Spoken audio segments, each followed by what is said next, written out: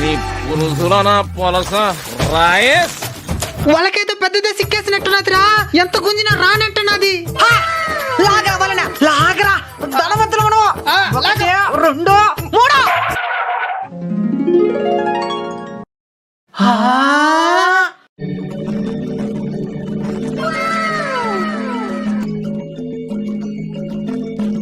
ఏంది సల్మాను ఇది?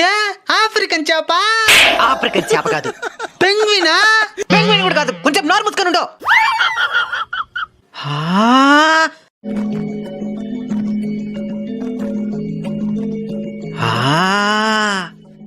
నువ్వు సాహసవీరుడు సాగర్ కన్య సినిమా చూసినావా?